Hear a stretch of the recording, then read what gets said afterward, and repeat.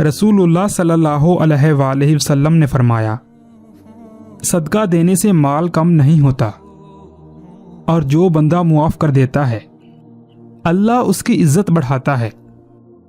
اور جو بندہ اللہ تعالیٰ کے لیے عاجزی اختیار کرتا ہے اللہ تعالیٰ اس کا درجہ بلند کرتا ہے۔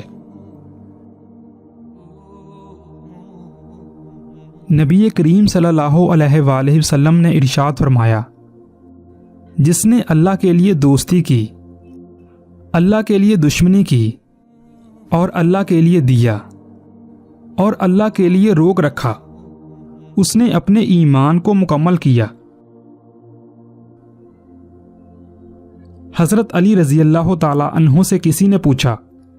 یہ کیسے پتہ چلے گا کہ جو پریشانی یا مصیبت ہم پر آئی ہے وہ اللہ کی طرف سے آزمائش ہے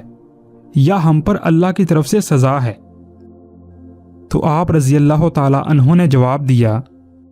جو مصیبت تجھے اللہ کی طرف لے جائے وہ آزمائش ہے، اور جو مصیبت تجھے اللہ سے دور کر دے وہ سزا ہے۔ بھائیوں نے یوسف علیہ السلام کو مارنا چاہا مگر ناکام رہے، باپ کی نگاہوں سے دور کیا مگر محبت اور بڑھتی گئی، غلام بنا کر فروخت کر دیا مگر بادشاہ بن گئے۔ اس لیے لوگوں کی سازشوں اور تدبیروں سے تم پریشان نہ ہو،